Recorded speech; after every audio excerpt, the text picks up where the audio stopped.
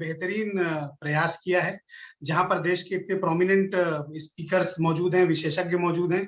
तो मैं आपका बहुत आभारी हूं और मैं अपने रिलीजियस गुरु स्वामी अभिषेक ब्रह्मचारी जी महाराज का भी बहुत आभारी हूं कि आज उनके दर्शन का सौभाग्य प्राप्त हुआ। और मीडिया जगत के हम सब के अभिभावक जस्टिस सी के प्रसाद जी भी इस कार्यक्रम में मौजूद हैं। मैं उनका भी धन्यवाद प्रकट करता हूं कि वो इतना समय हम सबके बीच दे रहे हैं।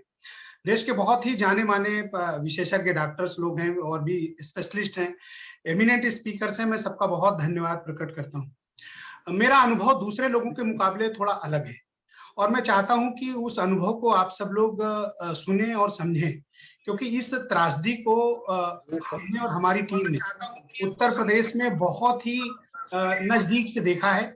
इस तकलीफ को महसूस किया है, इस पीड़ा को महसूस किया है, जो हो सकता है कि अन्य लोग उस पीड़ा को उतनी नजदीक से महसूस ना किए हों।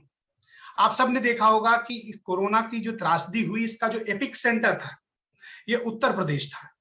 और उत्तर प्रदेश में जिस प्रकार की तबाही आई थी और हमने जितनी बड़ी तादाद में अपने लोगों को खोया, ये इसका उदाहरण आपको देश के दूसरे राज्यों में शायद मुश्किल से मिले। मुझे बहुत अच्छे से याद है कि ये इसी वर्ष मार्च का आखिरी सप्ताह चल रहा था।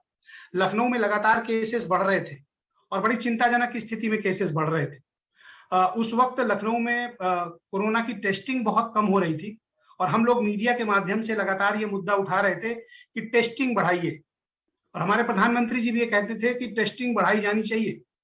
हम लगातार मीडिया के थ्रू ये बातें उठाई जा रही थी कि टेस्टिंग बढ़ाई जाए, लेकिन टेस्टिंग उत्तर प्रदेश में उतने बड़े पैमाने पर प्रारंभिक दिनों में नहीं हो पाई जितनी की आवश्यकता थी, जिसकी वजह से इस त्रासदी ने बहुत बड़ा रूप अख्तियार किया। ये किस स्तर की विफलता है, इसकी सरकार को देखना चाहिए कि समय रहते अगर हम जांचें बहुत बेहतर तरीके से कर पाते तो शायद हम बहुत लोगों की जान बचा सकते थे। मैंने अपनी आंख के सामने तमाम लोगों को मरते हुए देखा है, मैंने उन लोगों की पीड़ा को महसूस किया है। और ज्यादा पुरानी बात नहीं है प्रसाद जी, मैं आपको सर बताना चाहता हूं कि अप्रैल का पहला हफ्ता चल रहा था। मैं अपने आवास से अपने दफ्तर के लिए आ रहा था, तो रास्ते में जब हम लखनऊ से आते हैं तो जहां मैं रहता हूं रास्ते में शमशान घाट पड़ता है। मैं जब आ रहा था तो एक दिन मैंने देखा, ये 4 या 5 अप्रैल की बात होगी, कि वहां पर एम्बुलेंस की लाइन लगी हुई थी शमशान घाट पे। तो मैंने दफ्तर आकर अपने रिपोर्टर से पूछा कि ऐसा क्या कारण है कि इतनी एम्बुलेंसेज वहां क्यों खड़ी है। मैंने अपने रिपोर्टर को वहां पे भेजा। वहां पर विद्युत सौदागृह के बाहर 50 से ज्यादा एम्बुलेंस लाइनअप थी। तब तक मीडिया को बहुत ज्यादा इस त्रासदी की जानकारी नहीं हो पा रही थी। एक दिन में 50 लाशें पहुंच जाना, कोविड पेशेंट जो मारे गए थे, तब हमारे यहाँ नियम ये था कि विद्युत सौदागृह में ही केवल अंतिम संस्कार होगा। तो एक दिन के भीतर इतनी लाशों का वहां पहुंच जाना, और आपको बहुत दुख होगा जान के आप सबको कि परिजनों को 36 से 48 घंटे क्रीमेशन के लिए वेट करना पड़ रहा था। इस कदर हालात अप्रैल के पहले हफ्ते में खराब हो रहे थे और हम सब ये अपनी आंख से देख रहे थे। टेलीविजन मीडिया रिपोर्ट कर रहा था, सोशल मीडिया रिपोर्ट कर रहा था, टोकन बट रहे थे शव को अंतिम संस्कार करने के लिए। 36 घंटे किसी के परिजन को इंतजार करना, आप उस त्रासदी और उस मेंटल ट्रॉमा को समझिए। डॉक्टर सोनी सिब्बल अभी बता रहे थे, मैं आपको एक एक बिंदु का जवाब दूंगा। आपने पूछा कि मीडिया ने ये क्यों दिखाया, मैं हर बात का जवाब आपको दूंगा। आपको पता है उसके बाद भी उत्तर प्रदेश के दूसरे शहरों में, चाहे आप मेरठ देख लीजिए, वाराणसी देख लीजिए, गोरखपुर देख लीजिए, बलिया जहां से रोहित आते हैं वहां का देख लीजिए, आप बरेली देख लीजिए, आप बुंदेलखंड देख लीजिए, आप आगरा देख लीजिए, आप प्रयागराज देख लीजिए, कानपुर देख लीजिए, अधिकांश जगहों पर टेस्टिंग बाधित या तो की गई और या तो बाधित हुई। अब किन वजहों से हुई है ये सरकार को चेक करना चाहिए। हमने बहुत देर के बाद प्राइवेट लैब्स को परमिशन दी कि वो जांचों को करें। बाद में उन प्राइवेट लैब्स को भी रोकने की कोशिश हुई कि वो सीमित जांच करें ताकि हम आंकड़े को कम कर पाए। बस यही में हम लोगों ने गलती की। अगर हम जांचों को बढ़ाते, ज्यादा से ज्यादा केसेस आते, ज्यादा केस आने से आपकी कोई फेल्योर साबित नहीं होती, आप शायद ज्यादा बेहतर तरीके से उसका ट्रीटमेंट कर पाते। और हालात क्या हुए अप्रैल के सेकेंड वीक, थर्ड वीक में, आप सब लोग गवाह हैं कि उत्तर प्रदेश के शमशान घाटों में 24 घंटे चिताएं जली है। लखनऊ, गोरखपुर में तो ऐसे हालात थे, वाराणसी में, काशी में, कि वहां शमशान घाट को ढकना पड़ा। 24 आवर्स डेड बॉडीज जलाई गई। और सिर्फ इतने ही हालात नहीं थे, इसी लखनऊ के भीतर हमने लोगों को बिना ऑक्सीजन के मरते तड़पते देखा है, अस्पताल में बेड के लिए गिड़गिड़ाते देखा है हमने। आप किस बात की तैयारी कर रहे थे, मैं जानना चाहता हूं। जब आप अपने लोगों को बेड नहीं दे पा रहे, उनको हॉस्पिटल में एडमिट नहीं कर पा रहे, उनको आप ऑक्सीजन मुहैया नहीं हो पा रही थी, तो मैं जनता को ये जवाब जानने का हक है डॉक्टर साहब कि उनके परिजनों की डेथ कैसे हुई। और उससे भी ज्यादा दुखदायी बात क्या है, आपने दुनिया के किसी देश या राज्य में नहीं सुना होगा इस प्रकार के ड्रैकोनियन ऑर्डर जारी किए कि जब तक chief medical superintendent, chief medical officer आपको परमिशन नहीं दे सकता, तब तक किसी हॉस्पिटल में कोविड पेशेंट को दाखिल नहीं किया जा सकता। आपने सुना नहीं होगा कहीं इस तरह का। इसी उत्तर प्रदेश के भीतर हुआ, अस्पतालों में जगह नहीं थी, लोग सीएमओ के दफ्तर के बाहर तड़प तड़प कर मरे हैं, लोग गाड़ियों में बैठे बैठे मर गए, परमिशन नहीं मिली उन्हें। हॉस्पिटल में आप एडमिट नहीं किया आपने, ऑक्सीजन थी नहीं आपके पास। आप उस बच्ची के दर्द को समझ नहीं सकते जिसने अपने पिता को अपनी आंख के सामने बिना ऑक्सीजन के आईसीयू में मरते तड़पते देखा है और वो कुछ नहीं कर पाए। हमें दूसरों की पीड़ा के साथ खुद को जोड़ना भी चाहिए। ये तो शहरों की स्थिति थी। आपको याद होगा कि उत्तर प्रदेश के भीतर ऑक्सीजन पर पहरा लगा हुआ था। आपको सिलेंडर में ऑक्सीजन चाहिए तो उसके लिए आपके पास अथॉरिटी लेटर होना चाहिए प्रशासन का, आपके पास कोविड पेशेंट होने का प्रमाण पत्र चाहिए। कई लोग तो सिर्फ इसलिए अपने घरों पे मर गए क्योंकि उनको ऑक्सीजन नहीं मिली थी। मैं दो उदाहरण के साथ ये बात रखूंगा। रोहित जानते हैं और स्वामी जी भी जानते हैं, लखनऊ का उस एरिया में एयरपोर्ट के पास है कृष्णा नगर का इलाका। वहां 4 लोग घर के भीतर मर गए, उनके घर में कोई था नहीं। जब डेड बॉडी सड़ गई, पड़ोस में पता चला, तब वो डेड बॉडी निकाली गई और वो होम आइसोलेशन में थे, उनको ऑक्सीजन नहीं नसीब हुआ। हमने कोरोना की वो त्रासदी देखी है, इतने नजदीक से देखी है कि शायद हम आप उसकी विभीषिका की कल्पना भी नहीं कर सकते, इतनी भयानक है। लखनऊ में एक एक दिन के भीतर 3-3 शमशान घाटों में लगातार 24 घंटे लाशें जली, कोई कब्रिस्तान यहां बचा नहीं था। ये तो शहरों की हालात थी। और ये मैं आपको 29 अप्रैल तक की बात बता दूं। और उसके बाद चलिए आप, उत्तर प्रदेश में पंचायत के चुनाव हो रहे थे। क्या वो पंचायत के चुनाव लोगों की जान से ज्यादा जरूरी थे? और आपको पता है कि उसके बाद उत्तर प्रदेश के ग्रामीण क्षेत्रों में क्या हालात हुए?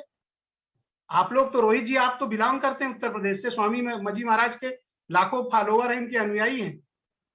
उत्तर प्रदेश के ग्रामीण क्षेत्र में मैं आपको प्रसाद जी बताना चाहता हूं, और आपको जरूर जानने का हक है कि उत्तर प्रदेश के ग्रामीण क्षेत्रों की अगर ठीक से जांच कराई जाए तो आप कल्पना नहीं कर सकते हैं कि मरने वालों की तादाद कितनी बड़ी है।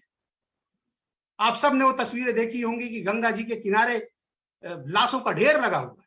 लोग अपने घर में लोगों का अंतिम संस्कार नहीं कर पाए। कोई यूं ही अपने परिजन की लाश छोड़कर नहीं जाता।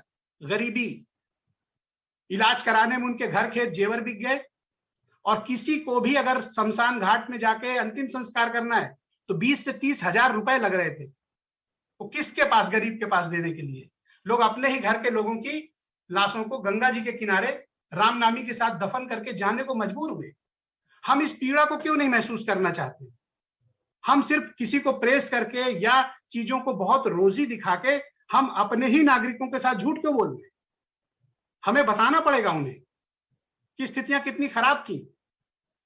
3 मई के बाद जब यूपी में काउंटिंग हुई और हमारी टीम गांव में गई, मैं आपको व्यक्तिगत अनुभव के साथ और जिम्मेदारी के साथ कहता हूं कि हमारी टीम ने 55 टीमों ने 2500 उत्तर प्रदेश के गांवों का दौरा किया। और आपको आश्चर्य होगा कि किस प्रकार की शिकायतें मिल रही थी। लोग रात में सोते थे, सुबह मरे मिल रहे थे। खांसी, सर्दी, जुकाम की शिकायत करते, सांस फूलने की शिकायत करते, सुबह उनकी मौत होती थी। देवरिया के एक गांव में प्रसाद साहब, एक दिन में 9 लोगों की एक परिवार में मौत हुई और एक ही दिन 9 की तिरहुनी थी। एक फैमिली ने 9 लोगों को खोया एक दिन के भीतर। क्या उस परिवार के दुख को समझा जा सकता है? लखनऊ के गांव में मैं जानता हूं डॉक्टर हरिओम यादव को, उनके परिवार में 8 लोग मारे गए और उनका एक छोटा सा बच्चा बचा। वो बच्चा ननिहाल चला गया। पूरा परिवार का परिवार तबाह और बर्बाद हो गया। लाशें कुत्ते नोचते रहे यमुना किनारे, गंगा किनारे। तो ये किसकी जवाबदेही और जिम्मेदारी थी? डेथ ऑडिट कराया नहीं आपने। आप देखिए मरने वालों की तादाद कितनी बड़ी है। ऑक्सीजन दिया नहीं, बेड मिला नहीं लोगों को, मर गए तो इज्जत से अंतिम संस्कार लोगों का नहीं हुआ। तो इन सब चीजों की जवाबदेही इस देश में कुछ तय होनी चाहिए और हमें सोचना चाहिए।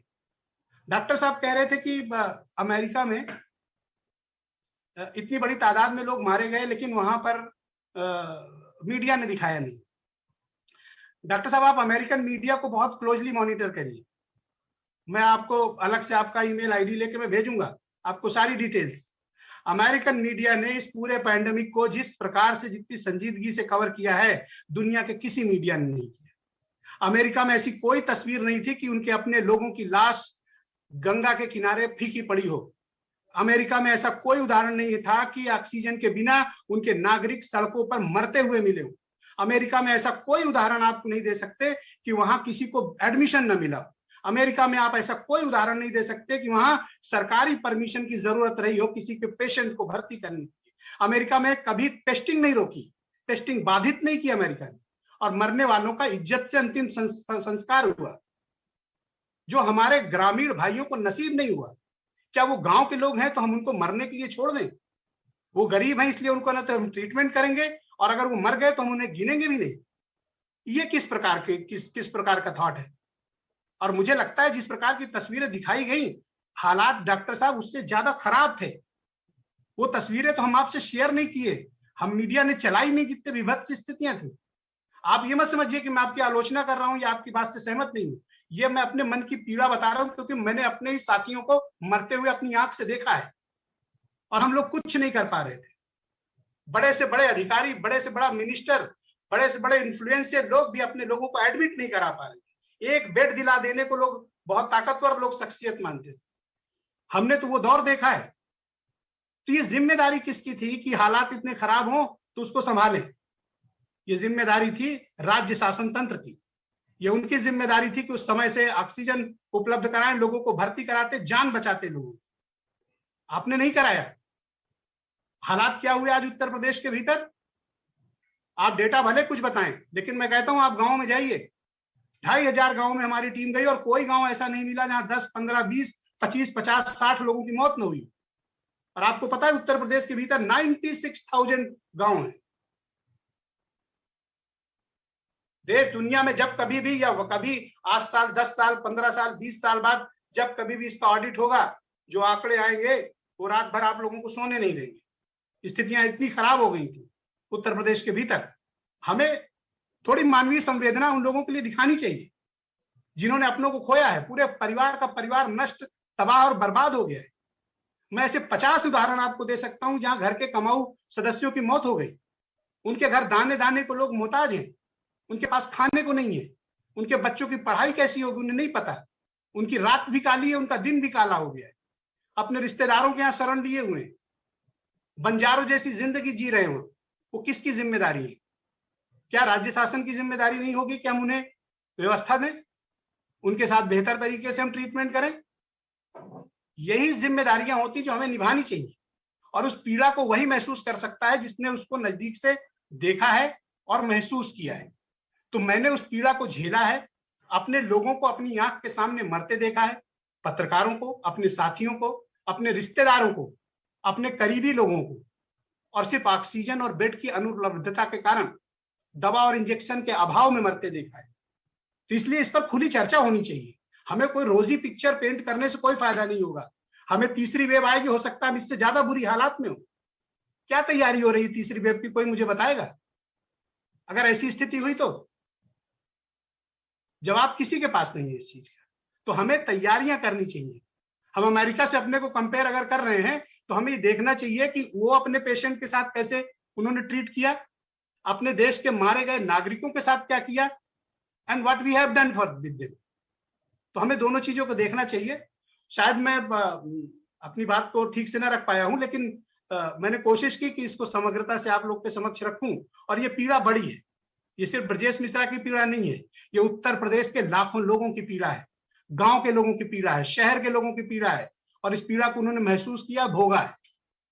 तो मैं इतना ही कहना चाहता हूं। मेरी बात से अगर किसी को कोई बुरा लगा हो तो मैं माफी चाहता हूं, बट मेरा कहने का तात्पर्य यही था कि अगर हम इस स्थिति को ठीक से निपटते तो शायद हम अपने हजारों लाखों भाई बहनों की जान बचा सकते थे, उनको मौत के मुंह में जाने से रोक सकते थे।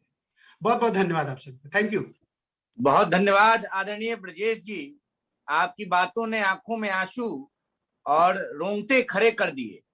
और पूरे इस महामारी के समय में पिछले 2 साल से अगर कोई पत्रकार एक्टिव है और लगातार उत्तर प्रदेश के लोगों की समस्याओं को रेखांकित कर उठा रहा है तो वो आप हैं। मैं हृदय से आपको धन्यवाद देता हूं कि आपने इतना समय निकाला और इस कड़ी में भारत की बहुत बड़ी विदुषी, पंजाब केसरी की निदेशक